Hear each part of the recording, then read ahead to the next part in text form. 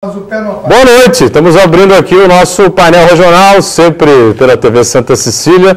A gente de segunda a sexta junto com você, discutindo assuntos importantes, temas ligados aqui ao dia a dia, ao nosso desenvolvimento, ao crescimento da Baixada Santista e do Brasil também. Lembrando sempre o nosso primeiro encontro do dia, ao 1h30 da tarde, o painel Debates, onde personalidades da nossa região passam pelas bancadas, né, e discutem também os temas da pauta do dia a dia, discutem o crescimento, o desenvolvimento da região e os temas importantes do país também.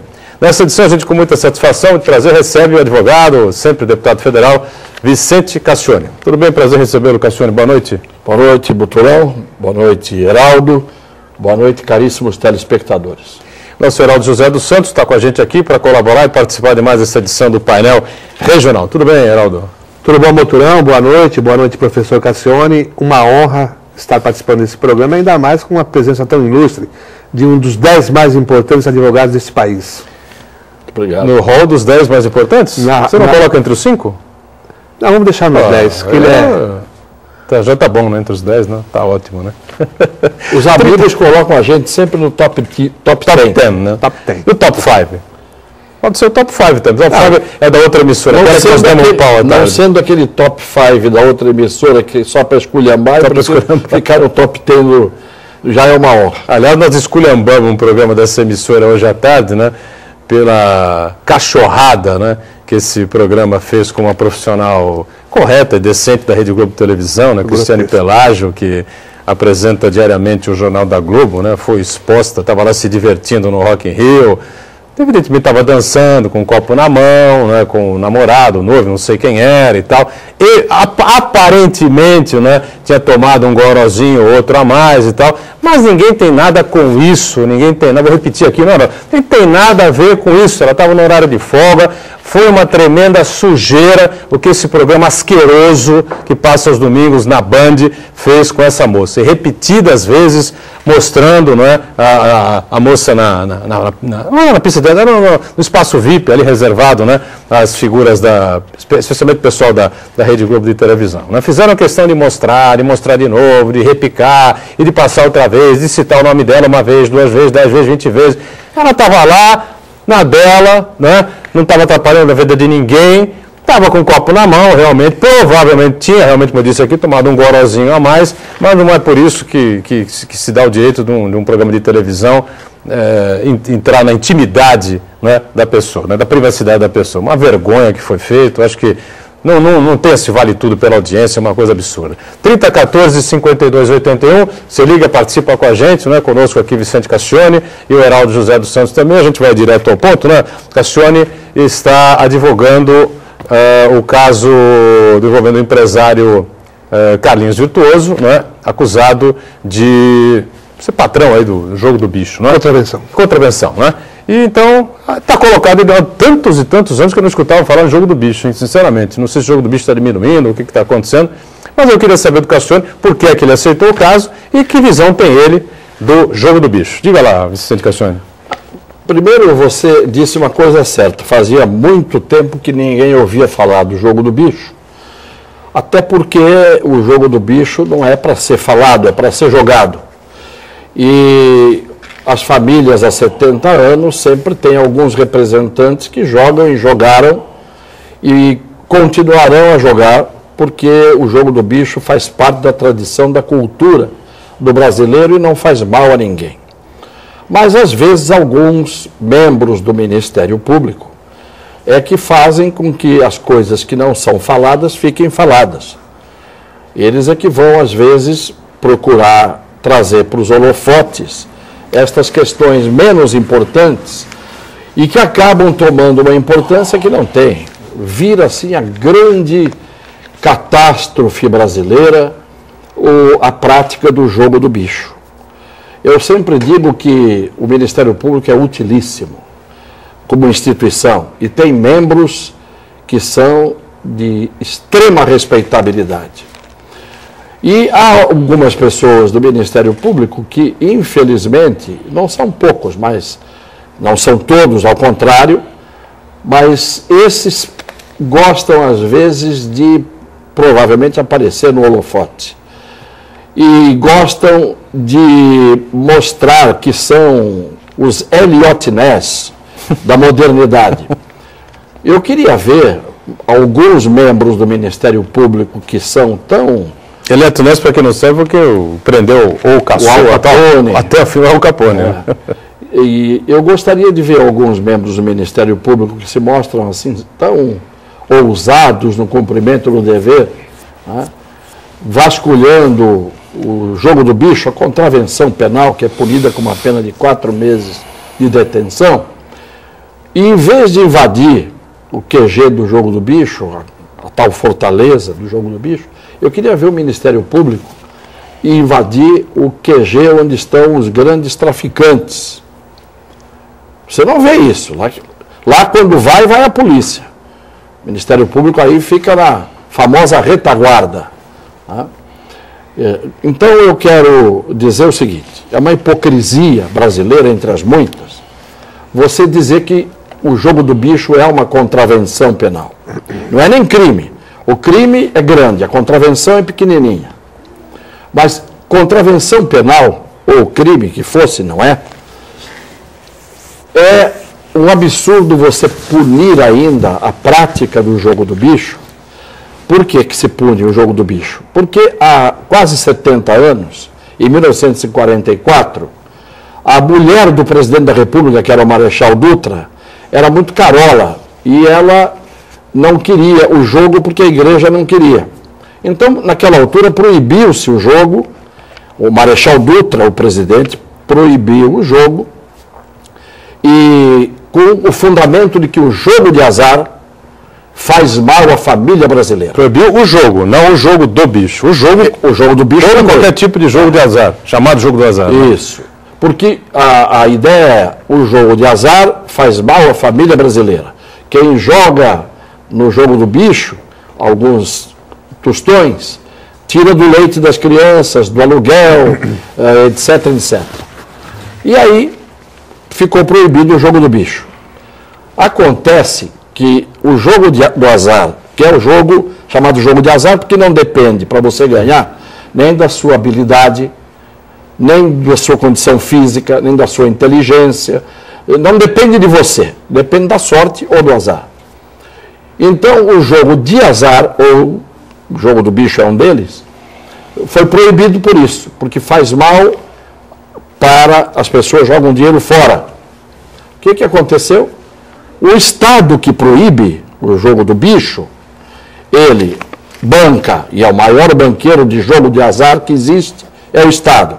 Ele banca loteca, Loteria Federal, Lotomania, Mega Sena, 8 eu contei, eu não sei se tem mais de 8 loterias, que são jogo de azar bancado pelo Estado. Quando no direito penal você tem uma proibição, jogo de azar não pode ser permitido porque ele é um mal. Quando o Estado faz a mesma coisa, a regra que punia o jogo do bicho está morta. Está derrogada exatamente pela contradição entre não poder isto e poder isto, que é a mesma coisa. Se o Estado pode, se o Estado banca, não pode proibir o jogo do bicho. E esta é a tese que está faltando, apenas um juiz de coragem, um tribunal de coragem, um desembargador de coragem, um ministro de coragem, para dizer, não é ilícito o jogo do bicho, porque o Estado banca o jogo de azar. Esta é a minha tese, que é uma tese absolutamente jurídica e irrespondível do ponto de vista do direito. Diga, Heraldo. Bom, eu gostaria de perguntar para o professor Cassione, até há pouco tempo o Estado permitiu o funcionamento de bingos, e nos bingos tinha as chamadas maquininhas, caça-níqueis, então tolerou. E hoje também tolera, diz que não é jogo de azar, mas eu entendo que é jogo de azar, essas casas que proporcionam aí a jogadores apostar no pôquer. Acho que o pôquer não é jogo de azar, é jogo matemático. Mas tem várias casas hoje, cassinos, jogatinas, onde você vai. O cidadão lá explora, o empresário explora. Não, clandestino não, aberto, funcionando normalmente. Tem anúncios no jornal que você vai lá, senta, toma um drink e joga o seu pôquer. O pôquer é liberado, né? O pôquer é considerado até esporte atualmente, porque dentro da hipocrisia que eu digo, quando você quer permitir uma coisa, eu sempre digo, quando você quer fazer uma coisa e você não tem um motivo, você arranja um pretexto. Sempre você vai fazer o que você quer. Não tem motivo, o pretexto vira motivo. Ora, o pôquer é matemático, pode ser matemático para o Einstein. Eu, se for jogar pôquer e não sei jogar, pode ter certeza que vou depender de sorte para ganhar. E como eu não tenho sorte no jogo, eu não jogo. Uma vez joguei na loteria esportiva e joguei 64 cruzeiros naquela época. E pus 2 duplos. Aí achei que era muito dinheiro, tirei o duplo que era demais, Ponte Preta e Grêmio. Fiz 12 pontos. Ganhou um sozinho com 13 pontos. O Dudu da Loteca. E eu não ganhei porque tirei o duplo, Ponte Preta e Grêmio, que se eu não tivesse tirado dava 13.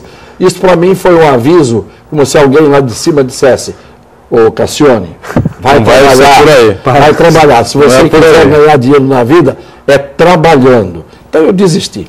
Mas eu estou fazendo uma coisa séria. Eu volto com você vai poder completar o raciocínio com mais tranquilidade. A gente vai para o primeiro intervalo e voltamos já com o Vicente Cassione, também com a participação do Heraldo José dos Santos. Rapidamente, voltamos já. Muito bem, voltamos agora ao segundo bloco do nosso painel regional. Com prazer, sempre conversando aqui com o nosso eterno deputado Vicente Cassione, advogado, não é, dos mais respeitados do país, e a gente aqui também com o nosso Heraldo José dos Santos. O telefone segue aberto aí, você participa, envia a sua pergunta, faz o seu comentário, fica sempre à vontade com a gente aqui no nosso espaço democrático. O Cassione estava dando uma explicação a respeito do que o Heraldo havia levantado, mas o Heraldo quer complementar aí e provocar um pouinho o Cassione nesse tema do jogo do bicho, é isso, Heraldo? É verdade, eu gostaria de saber do professor, ele citou aí a atuação do Ministério Público, que se passaram aí os promotores pelos agentes federais lá dos Estados Unidos, tentando imitar aí o Eliot Ness, mas na verdade também não teria sido a postura hoje desse empresário, porque o jogo do bicho a gente sabe sempre existiu, mas era uma coisa bem discreta, sabe? Sabia-se que você poderia apostar, fazer a sua pulha ali no bar da esquina, mas era uma coisa discreta, todo mundo sabia que existia, mas até mesmo os próprios empresários desse ramo. E hoje esse senhor aí, o Carlinhos Virtuoso, ele gosta de festas, ele sai em colunas sociais, ele convida os chamados colunáveis, enfim, as celebridades. O senhor não acha que isso também provocou aí o Ministério Público, que são novos promotores? Você está insinuando que o Ministério Público estava com despeito ou inveja? Não. Há casos em que sim, viu? Tem uns membros do Ministério Público, às vezes, que não se sentem confortáveis apenas com o salário que ganham. Então, acham que os ricos são todos amaldiçoados. Olha, se o critério de a pessoa gostar de festa e ter uma boa vida, tem muita gente que gosta de festa e tem boa vida, e se o Ministério Público for investigar, vai pôr a mão em cumbuca. Porque a gente sabe muito bem que há algumas fortunas cuja origem a gente não sabe de onde vem. A começar pelo Arque Batista. Até eu ficaria rico com o dinheiro que ele recebeu do BNDES. Não é? O BNDES é a teta gigantesca que enriquece muitos empresários. Eu, quando era deputado, peguei uma vez uma lista do BNDES, que eles levaram 11 meses para me dizer quem eram os beneficiários dos empréstimos, e quando você foi ver a lista, né, primeira lista é Votorantim, Antônio Hermílio de Moraes, segundo da lista, Gerdau. Como se precisasse. Se pusesse o terceiro ali na lista, Cassione, pode ter certeza que eu estaria rico hoje também. Não sei fazendo o quê, mas estaria. O problema é que cada um dá o que tem, Heraldo. Na vida, ninguém é maior nem menor do que a sua própria dimensão. E o que a gente sabe, às vezes, é que alguns querem ser mais altos do que são. E os outros, alguns outros, por complexo, por inferioridade, se diminuem. Vamos ter o tamanho que a gente tem. E está bom, está de bom tamanho. Você disse no bloco anterior, não é, que está faltando um juiz de peito, não é, uma corte, não é, de personalidade para definir de uma vez por todas que o jogo do bicho não é crime, não é contravenção, não é coisa nenhuma, já que o Estado faz a mesma coisa, né? Com as loterias todas que você colocou aí. Então você defende a legalização do jogo do bicho tanto quanto essas loterias todas, é isso? Deixa eu complementar essa sua pergunta, Boturão, no sentido do seguinte: a gente sabe que a fonte do direito é também o uso e costume. Quer dizer, hoje já é aceito, o jogo do bicho já é aceito. Então tirou esse caráter ilícito. A sua tese também avança para esse lado? Também. Você sabe que a norma penal, todas, mas a norma penal, ela é derrogada, muitas vezes, pelos costumes, pela conduta, não é, que a contraria sem que seja esta conduta um choque. Vou dar um exemplo. Até anteontem, quem tivesse um motel, fosse dono de motel, tinha que ir para a cadeia. Pena mínima 2 anos de reclusão. Por quê? Porque era crime você ter um local destinado a encontro sexual de casais, mediante paga. Todos os motéis que foram abertos no começo eram clandestinos. E alguns foram fechados e levavam batidas policiais e assim por diante. Bom, quase todos eram afastados, né? Sim, claro. Era mais ou menos. Atrás, ficava fora. Hoje, o motel é uma instituição nacional. Né? Há mais motéis no Brasil do que escolas, do que hospitais, e quase mais motéis do que penitenciárias. Porque penitenciárias também tem muita no Brasil. E a lei mudou? Hoje não é mais crime. Exatamente porque não tem sentido. Né? O direito penal ele tem que ser protetor dos chamados bens e interesses fundamentais. O direito penal só tem que entrar para punir o grande transgressor da lei que está protegendo o grande direito. O direito à vida, por exemplo, é o mais importante, do qual decorrem todos os outros direitos. Pois olha, você tem hoje crimes que são punidos mais gravemente do que o crime de homicídio. Os legisladores, todos afoitos, tangidos pela mídia e pela tal opinião pública, que muitas vezes é a opinião que a mídia fabrica, né? Esses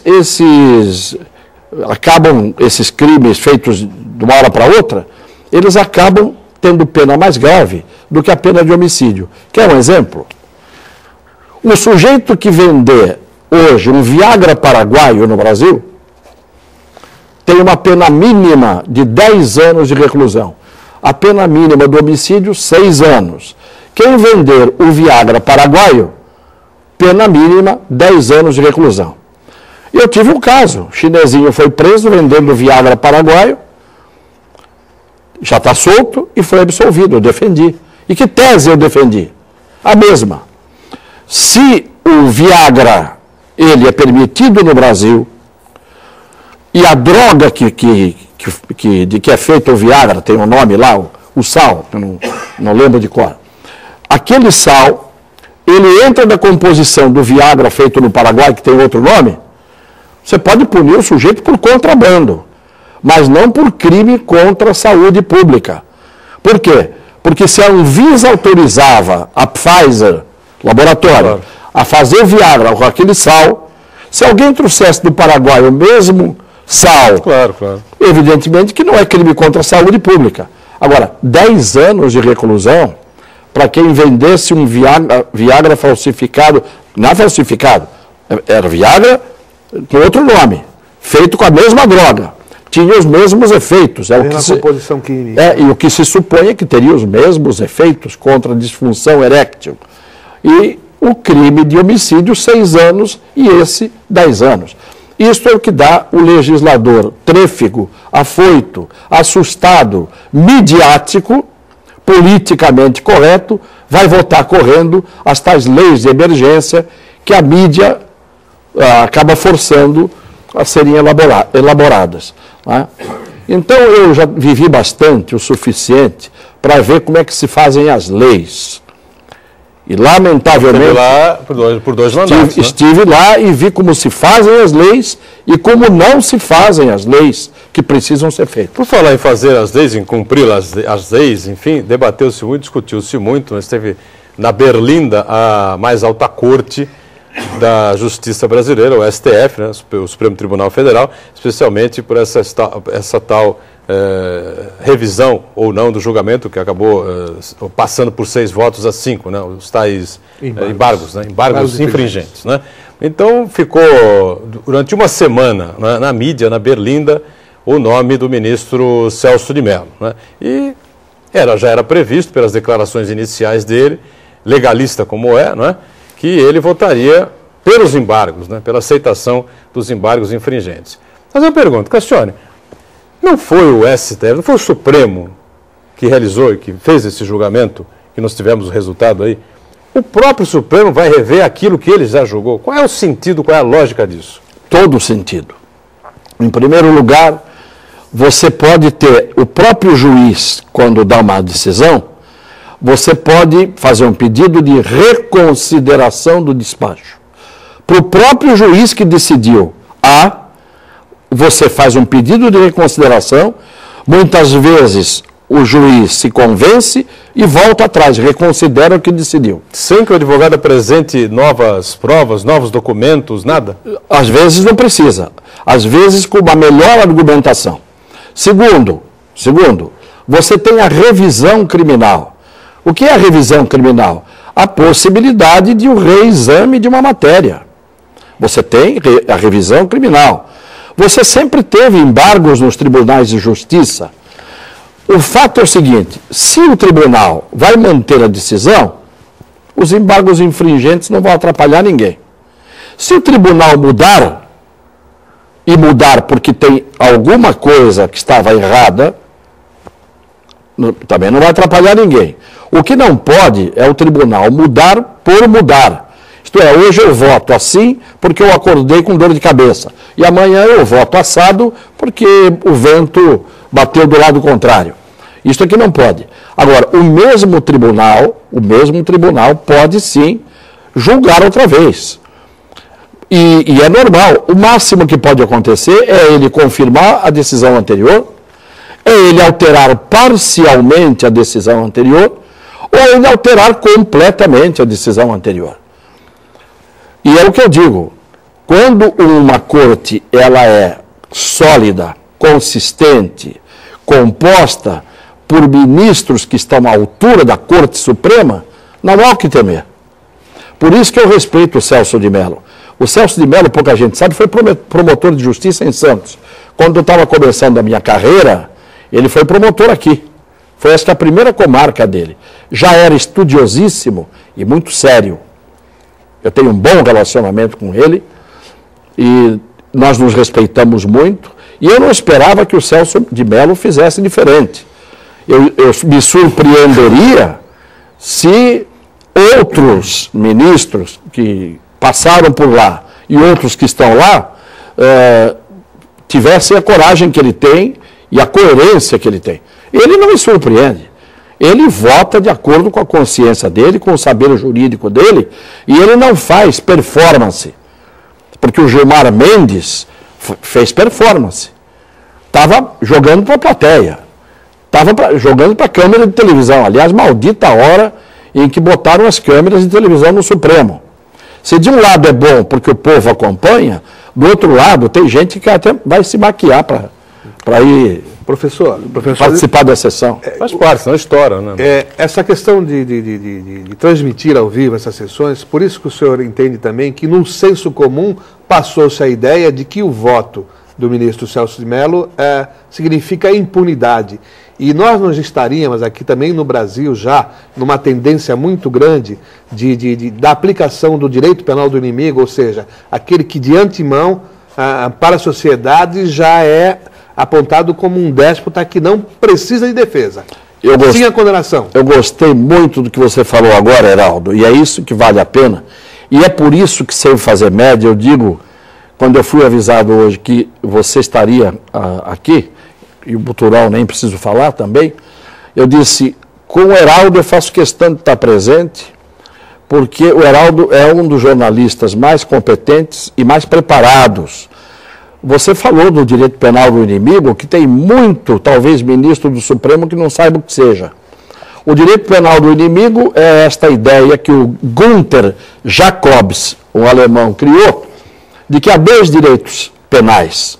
O direito penal do cidadão, o direito penal daquele que é considerado gente e que, portanto, tem que ter respeitadas as garantias, liberdades individuais, o processo tem que ter o rito, o devido processo legal tem que ser obedecido.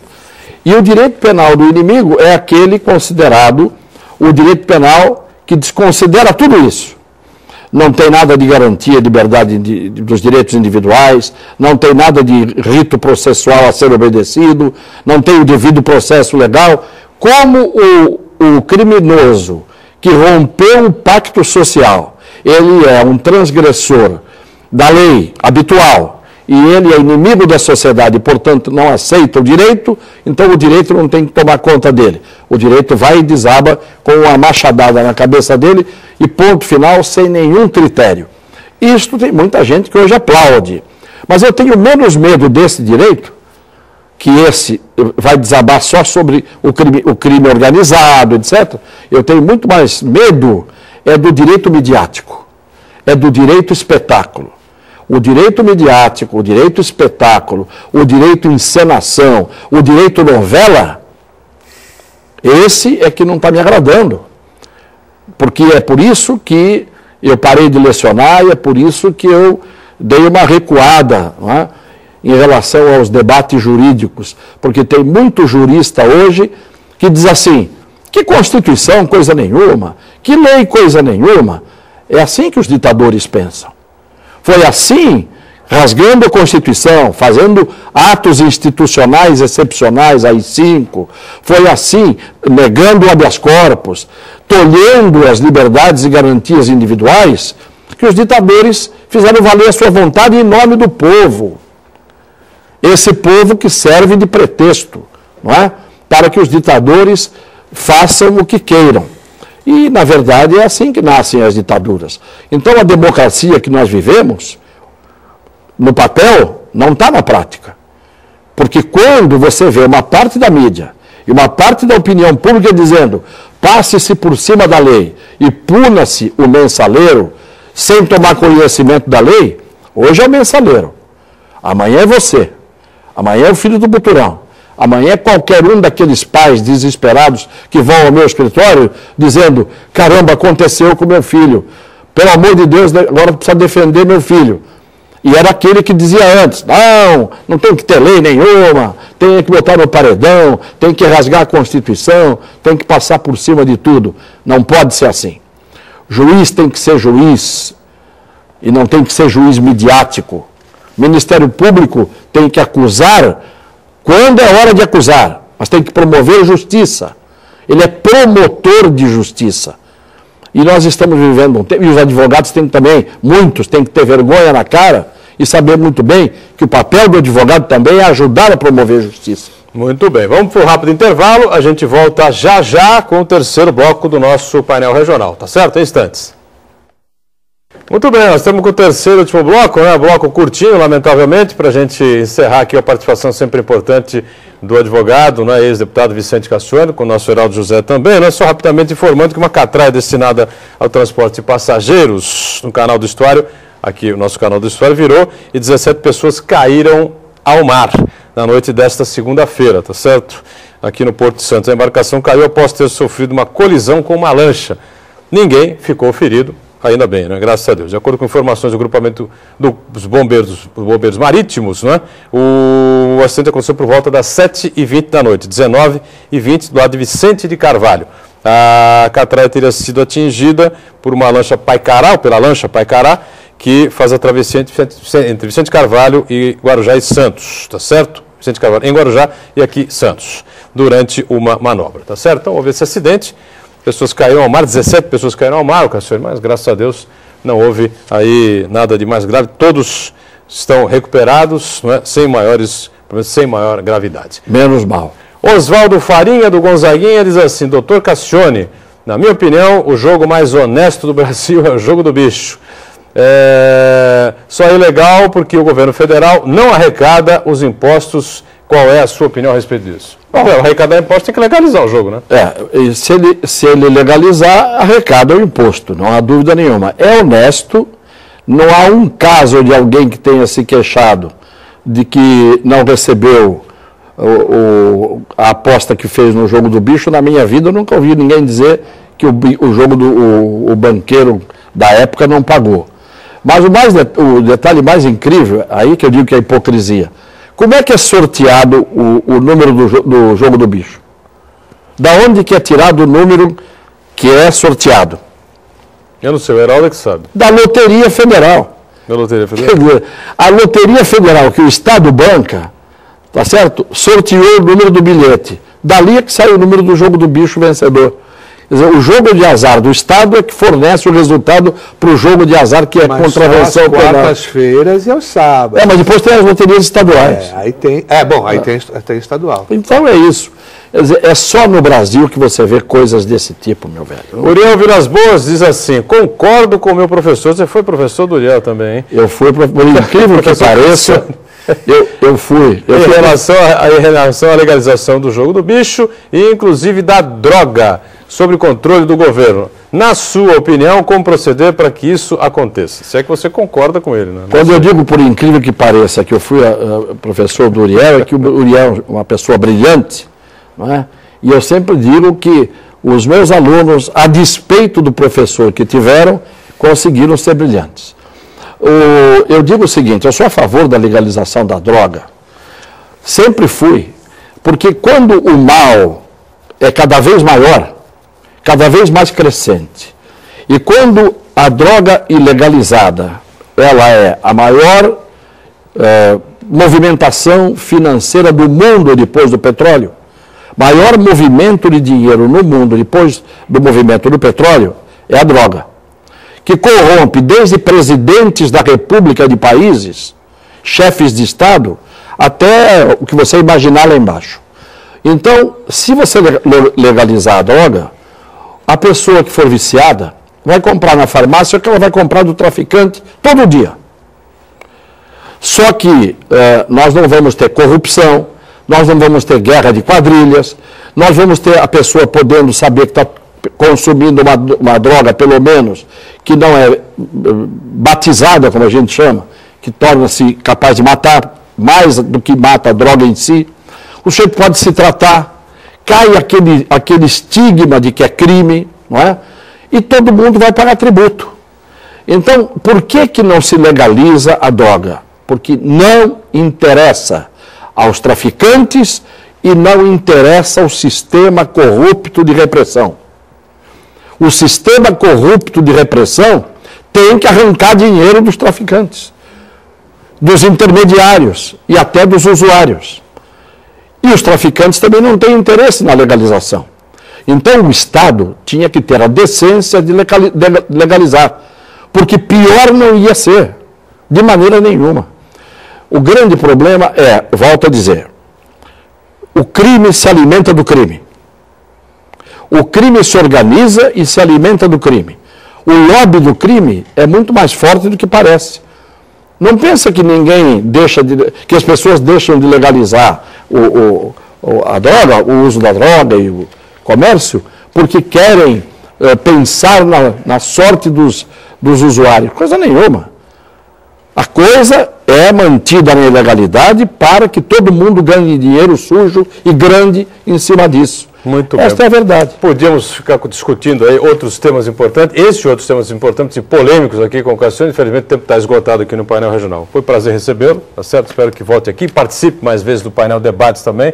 Você é sempre uma figura muito importante para nós todos aqui. Obrigado, viu, Cassiano? Eu que agradeço, Edgar, ao Heraldo e aos caríssimos telespectadores. Valeu, Heraldo. Obrigado, viu? Boa noite a todos. Obrigado a você que nos acompanhou. O painel regional fica por aqui. Volta amanhã às 10 da noite, mas às 1h30 da tarde a gente tem o nosso primeiro encontro no painel Debates. Até amanhã. Tchau.